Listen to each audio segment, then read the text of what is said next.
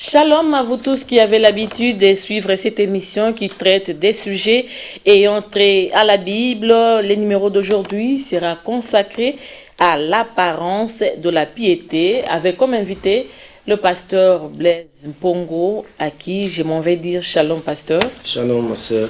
Oui, merci une fois de plus de nous faire cet honneur de répondre à notre invitation malgré vos multiples occupations. Pasteur, nous parlons de l'apparence de la piété.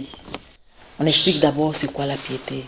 Merci pour l'occasion que vous me donnez de partager la parole de Dieu avec nos frères et sœurs qui nous suivent de la maison.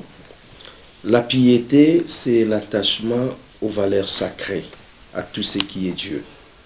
Donc, si quelqu'un a un attachement, une dévotion pour ce qui est saint, pour ce qui est sacré, pour ce qui est de la religion, on parle de la piété. Donc on voit attachement de la personne à ce qui est sacré, à ce qui est pour Dieu. Et en ce moment-là, nous parlons de la piété. Oui, et alors c'est quoi l'apparence de la piété? L'apparence de la piété, là nous revenons. En fait, cette phrase, c'est l'apôtre Paul qui est en train de parler dans 2 Timothée au chapitre 3-5. Paul est en train de nous dire les caractéristiques du chrétien de la fin des temps, de l'église finitive. Donc, au temps où nous sommes aujourd'hui, au temps où moi et vous, nous vivons, il a détaillé un certain nombre des éléments dont les chrétiens d'aujourd'hui seront. Il dit par exemple, les chrétiens seront ingrats, ils seront irréligieux, ils seront calomniateurs, orgueilleux, ainsi de suite. Et puis il ajoute, il dit, ayant l'apparence de la piété, mais reniant ce qui en fait la force. Cela veut dire quoi? L'apparence de la piété, c'est mener une vie chrétienne de façade. Une vie chrétienne où à l'extérieur, ça montre que vous avez de l'attachement pour Dieu. Oui. Voilà. Donc, l'apparence de la piété va tout droit avec l'hypocrisie. C'est-à-dire, on fait voir à l'extérieur qu'on a de l'attachement pour Dieu, pour sa parole, pour la prière, pour ce qui est sacré. Mais à l'intérieur, c'est une autre vie qu'on mène. Et ça, voilà. Et ça, c'est vraiment la spécialité de ce que le diable va faire dans ces temps de la fin. C'est-à-dire faire en sorte que les gens aient seulement une vie chrétienne de façade. À l'intérieur, ils doivent être des coquilles vides. Hein? Donc, les chrétiens deviennent des coquilles vides. Et Jésus, en parlant avec le pharisien, dans Matthieu au chapitre 23-27, il dit, vous pharisiens, vous ressemblez à des tombeaux blanchis. De loin, vous paraissez beaux. Mais à l'intérieur, ce sont des ossements.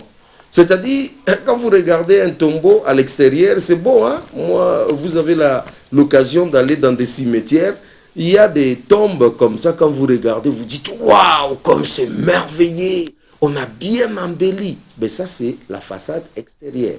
Mais à l'intérieur, qu'est-ce qu'il y a? La pourriture. Il y a les ossements. C'est exactement ce qui répond l'esprit de ce que Paul a dit. Il dit des chrétiens ont l'apparence de la piété, c'est-à-dire des façades à l'extérieur. Ils paraissent comme ils craignent Dieu, ils paraissent comme ils aiment Dieu, ils paraissent comme ils suivent Jésus, ils paraissent comme ils pratiquent la parole de Dieu. Mais au fond, quand vous commencez à les regarder de plus près, quand vous regardez la vie que ces gens mènent en secret, n'a rien à voir avec Dieu. C'est pour cela la plupart des chrétiens que nous voyons, ils sont chrétiens seulement les dimanches à l'église. Après l'église, on ferme la Bible et il n'y a plus rien. Donc en ce moment-là, nous parlons, ces gens, ils ont tout simplement l'apparence de la piété, mais le diable a réussi à enlever en eux la vraie substance qui est en fait la vie, l'intimité, la communion avec Dieu. Cette communion, cette intimité, il n'y en a plus. Donc, ce sont des coquilles vides. On a enlevé la substance qui est la communion, qui est vraiment Dieu à l'intérieur. Mais comme on était déjà habitué à aller à la prière, à faire des choses de Dieu, on a peur que les gens disent que non, il a abandonné Dieu. On continue à faire semblant, comme si on a Dieu, on part à l'église, mais on n'a plus une vie en commun avec le Seigneur. Quel est alors le rôle que jouent les serviteurs de Dieu à l'Église pour ces genres de chrétiens?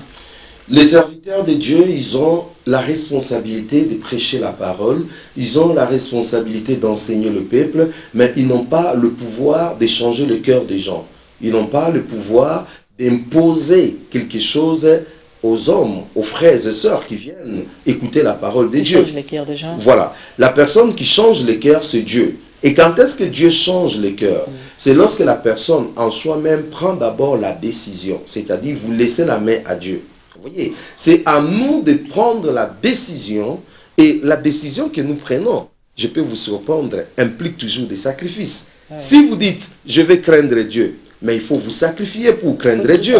Parce qu'il y aura toujours des épreuves tout autour de vous. Il y aura toujours le diable qui vous mettra des bâtons dans la roue pour que vous n'arrivez pas à craindre Dieu. Donc, quelque part là, il y a la décision, il y a aussi le sacrifice. Si vous décidez réellement de tout votre cœur d'accepter ce que le pasteur est en train de vous enseigner, alors il faut payer aussi le prix. Le prix est que vous devez refuser le monde, vous devez vous conformer à ce que le pasteur vous dit. Donc voilà pourquoi les gens remplissent nos églises, mais en fait ils ne se convertissent pas parce qu'ils ne prennent pas de décisions. Et aussi, ils ne se convertissent pas, ils ont cette apparence parce qu'on les enseigne aussi mal. Donc on a la responsabilité partagée. D'un côté, on a des pasteurs qui enseignent la vraie parole, mais les personnes résistent d'appliquer leur cœur à cette parole. D'un autre côté, nous avons des pasteurs qui enseignent mal.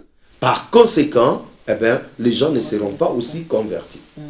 Si les diables réussissent à faire quitter les gens des églises, ben, pour d'autres personnes, ça sera tellement une flagrance. Alors le diable trouve une stratégie. Il dit, je vais leur laisser aller à l'église, mais je ne veux pas que la parole de Dieu demeure dans leur cœur. Je vais leur laisser aller dans des réunions de prière, écouter la parole, mais je ferai de mon mieux qu'ils n'appliquent pas ce qu'ils entendent. Eh bien, nous retombons maintenant dans Ésaïe au chapitre 29, le verset 13. Le Seigneur dit, « Ces peuples m'honorent dans la bouche et dans leurs lèvres, mais leur cœur est éloigné de moi. » Donc le dimanche matin, le jeudi, le mercredi, le mardi, chacun dans son jour de culte, nous allons à la prière, nous honorons Dieu, mais cet honneur que nous faisons à Dieu reste seulement dans nos bouches, reste seulement dans nos lèvres, mais nos cœurs ne sont pas à Dieu. Donc vous voyez les gens transpirer, en train de louer, en train d'ouvrir la bouche, crier, en train de sauter. Voilà. Mais quand le Seigneur regarde, il dit, ces peuples m'honorent de leurs lèvres, de sa bouche, mais le cœur n'y est pas là. Or, Dieu n'a pas besoin que nous puissions l'honorer dans nos bouches. Dieu n'a pas besoin d'abord que nous puissions l'honorer dans nos lèvres. D'abord, la vraie adoration commence dans le cœur. Lorsque vous adorez Dieu, lorsque vous appliquez la parole de Dieu dans votre cœur, c'est alors que Dieu prend plaisir. N'oubliez pas qu'il a dit dans sa parole, tu aimeras le Seigneur ton Dieu de tout ton cœur. C'est dont le Seigneur a besoin et que nous puissions d'abord l'adorer au fond de notre cœur, que nous puissions qu'il demeure au fond de notre cœur. Voilà pourquoi dans Apocalypse 3:20, il dit, je me tiens à la porte et je frappe. Il frappe dans notre cœur. Il dit, si quelqu'un m'ouvre, j'entrerai et je mangerai avec lui, je souperai avec lui. Donc Dieu veut notre cœur. Il dit dans Proverbe quelque part, mon fils, donne-moi ton cœur. Ce que Dieu en a besoin, ce n'est pas d'abord nos offrandes, ce n'est pas d'abord nos dîmes, ce n'est pas d'abord le temps que nous passons dans nos assemblées. Ce que Dieu a besoin, que nous lui donnons d'abord le cœur. Si on ne donne pas le cœur à Dieu, même si nous faisons quoi que ce soit, cela n'a pas d'importance parce que la Bible dit l'obéissance vaut mieux que le sacrifice. Or, aujourd'hui, nous avons mis le sacrifice en avant, c'est-à-dire donner les dîmes, donner les offrandes, faire des veillées, faire des jeûnes, mais il n'y a pas l'obéissance. L'obéissance, c'est au niveau du cœur. Donc, Dieu nous réclame d'abord le cœur, ensuite les sacrifices, les services après. Sinon, ça n'a rien à voir. Et Dieu travaille aussi au travers des sacrifices, c'est ce que vous nous avez appris, non? Si, nous vous apprenons les sacrifices, nous vous apprenons les services, mais nous disons, le sacrifice et les services ne précèdent pas l'engagement, ne précèdent pas d'abord la repentance dans le cœur. Il faut d'abord que le cœur soit en rapport avec le Seigneur, il faut d'abord que le cœur soit en paix avec le Seigneur, il faut d'abord qu'il y ait la crainte de Dieu dans le cœur. Et en ce moment-là, on peut maintenant passer au sacrifice. Hein? Le jeûne, c'est un sacrifice. Craindre Dieu, c'est un sacrifice. Les autres sont en train de boire, de danser, de faire ça et là. Mais vous acceptez de ne pas le faire. Parce que le monde fait comme ça. Vous dites, non, moi je ne fais pas ça. C'est un sacrifice. Mais ce sacrifice-là n'a pas de sens si le cœur n'est pas à Dieu. C'est une perte de temps. Et c'est ce que le diable fait maintenant dans l'église. C'est-à-dire, il laisse les gens prier, jeûner, faire des veillées de prière, venir à l'église, chanter, danser, faire des offrandes, des dîmes, de ceci, cela. Mais le cœur de ces gens-là ne sont pas à Dieu. Le cœur de ces gens sont au diable, à Satan. C'est lui qui manipule ces cœurs-là. Et à la fin, eh bien, ces gens n'iront pas au ciel. Ces gens vont suivre Satan dans le lac de feu. Et aujourd'hui, la plupart des hommes des dieux sont beaucoup plus attachés à des prophéties. Et c'est ce qui fait qu'aujourd'hui, les enfants des dieux sont beaucoup plus attachés maintenant aux prophéties qu'à la parole des dieux. Il n'y a pas vraiment la prédication sur la repentance, sur la crainte de l'Éternel. Nous sommes beaucoup plus devenus des fanatiques des prophéties. À qui la faute? Je ne dirais pas la faute c'est à telle ou à telle personne, mais c'est ça la Bible. La Bible dit, dans les derniers jours, les gens aimeront écouter des choses agréables à l'oreille. C'est ce que la Bible nous dit. Il faut que cette parole qui a été déclarée soit accomplie. Et aujourd'hui, moi et vous, nous sommes dans les derniers jours. C'est tout à fait normal que les gens écoutent des choses agréables à l'oreille. Si vous voulez avoir plein de gens, il faut parler des choses agréables à l'oreille. Ou si vous voulez avoir une foule de gens, il faut parler des choses agréables à l'oreille. Quand vous parlez des choses agréables à l'oreille, cela veut dire quoi? Vous enlevez d'abord le péché. Ce qui fait fuir les gens dans les églises, c'est lorsque vous commencez à pointer du doigt au péché.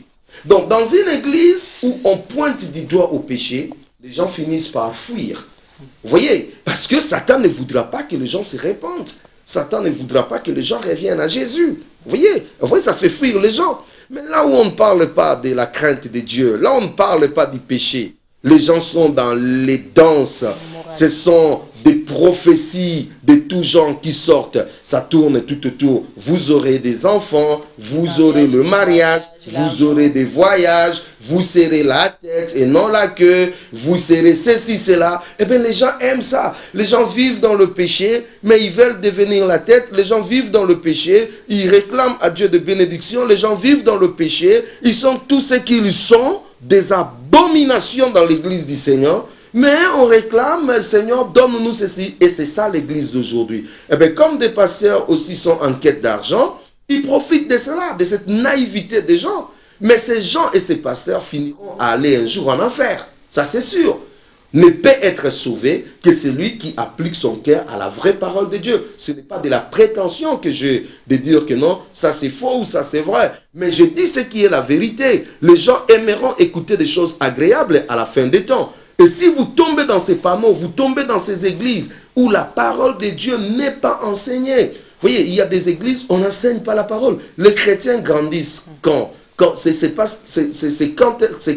on les enseigne la parole de Dieu. C'est là où les chrétiens sont perfectionnés. C'est là où les chrétiens sont lavés. C'est la prophétie par excellence. Voilà. Mais si vous n'enseignez pas la parole de Dieu, on ramasse un verset dans Matthieu, on ramasse un verset dans Luc, on commence à faire son show avec ça. Les gens ne seront pas convertis. Nous aurons juste des chrétiens comme ça. Essayez de poser la question à ceux qui viennent le dimanche dans les assemblées. Qu'est-ce qu'on vous a enseigné? Vous allez écouter la réponse et vous allez comprendre quel genre des églises qu'ils fréquentent. Pasteur, comment savoir que celui-ci, c'est un chrétien d'apparence?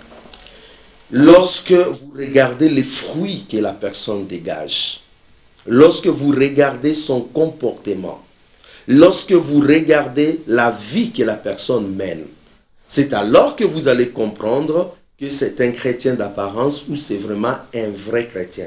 Il y a des gens, quand ils vous disent, il y a des gens qui ont même honte de vous dire que je suis chrétien. Parce que la vie qu'elle mène n'est pas conforme à la parole de Dieu. Il y a même des endroits où vous arrivez comme ça, on vous dit tel est chrétien, vous dites en bas, lui aussi il est chrétien. Ah ben là, tout le monde sera sauvé, tout le monde ira au ciel. C'est parce que tout simplement, son comportement, son caractère, sa vie ne reflète pas Dieu. Alors, regarde 3 choses qui peuvent facilement vous montrer que la personne n'est pas un vrai chrétien.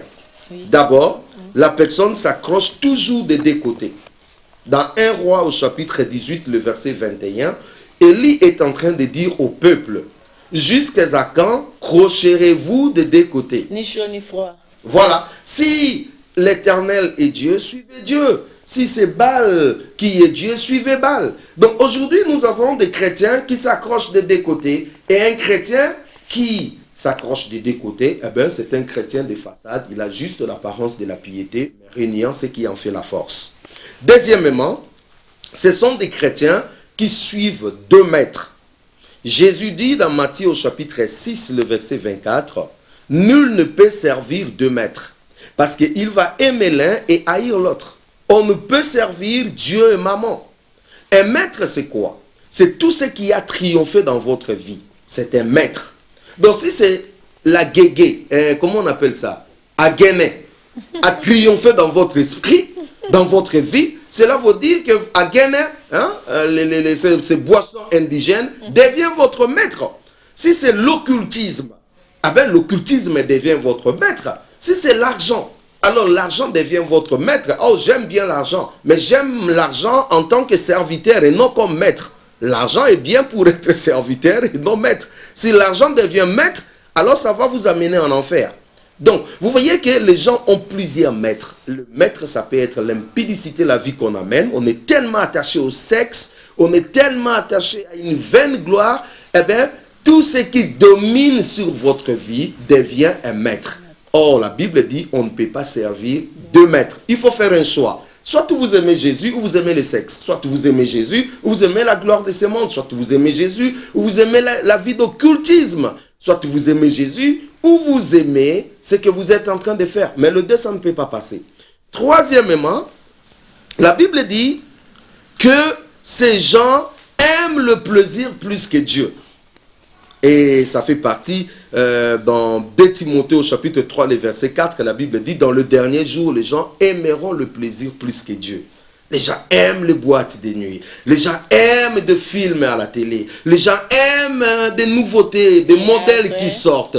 Les gens aiment se conformer au monde. Alors que la Bible nous dit de ne pas se conformer au monde. Vous voyez? Mais nous, voilà, nous sommes tellement attachés à ces choses-là. Et je me rappelle même, Jacques est en train de dire, celui qui veut être l'ami du monde sera automatiquement ennemi de Dieu. Donc nous plaçons dans une position, nous aimons le plaisir, nous aimons tellement le monde.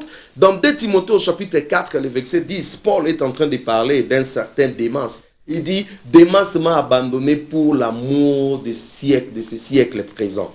Donc, imagine-toi quelqu'un qui marchait avec Paul, mais qui a abandonné Paul parce qu'il était tellement emporté par l'amour de ce siècle présent. Vous voyez? Donc, ce sont les 3 choses, en fait, qui fait assez que la personne, on peut regarder comme ça, on dit, il a juste l'apparence de la piété, mais il n'y a pas Dieu dans son cœur.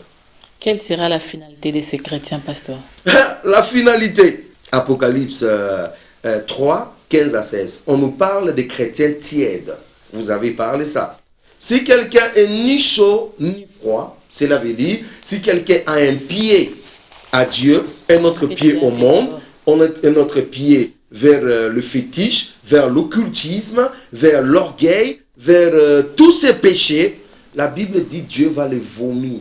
Peut-être nos pasteurs adoucissent un peu ça parce qu'ils ont besoin de notre argent, ils ont besoin de votre argent. Ils vous disent non, Dieu est miséricordieux, il est plein de compassion.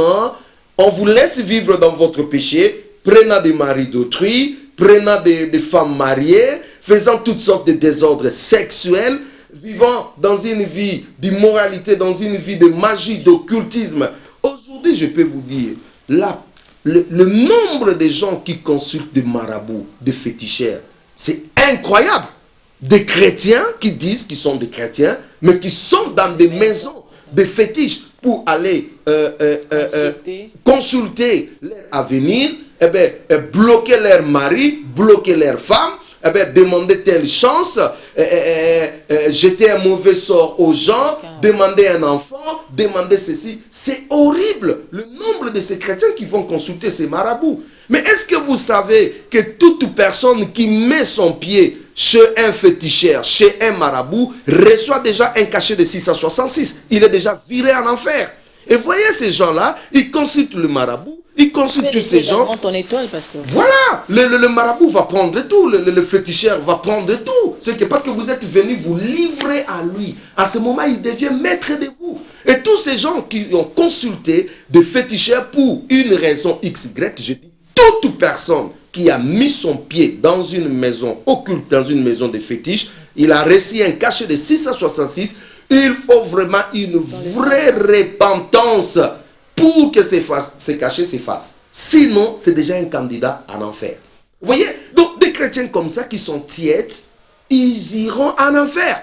On peut vous adoucir, on peut, parce qu'on a besoin de votre argent, on peut vous caresser dans le sens du poil, mais vous finirez dans le lac de feu. Et ça, c'est une réalité. Ne dis pas que non. Comment? Au moins que vous vous repentez et que vous vous repentez sincèrement. Parce que je vois encore des chrétiens qui se disent qu'ils sont des chrétiens, mais ils sont dans des bars, dansant des chansons mondaines,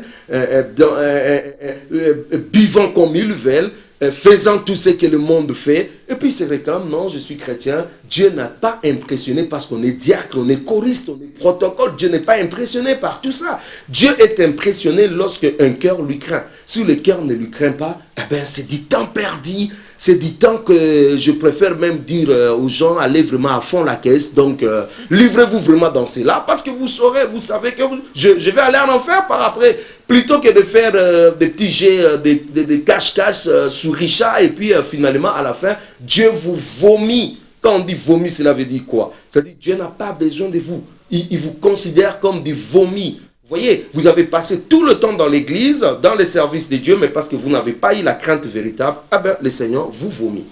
Que fait pasteur pour être appelé un véritable chrétien? Cherchez premièrement le royaume de Dieu. C'est l'erreur que nous avons commis. Au lieu de pousser les gens à chercher d'abord le royaume des cieux, nous avons poussé les gens à chercher d'abord ce qui était terrestre. La Bible dit cherchez premièrement le royaume des cieux et tout le reste vous serez donné par après. Nous, on a commencé d'abord à chercher les restes. Le mariage, les enfants, le machin, ça, tout.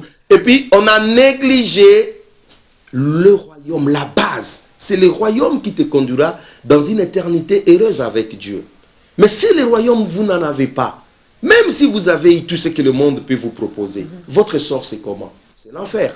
Deuxièmement, fuir les plaisirs du monde. La Bible dit fuyez l'impudicité. Fuyez les plaisirs du monde.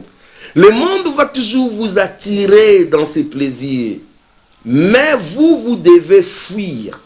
C'est ce que je dis, il faut une partie de sacrifice. Décision plus sacrifice.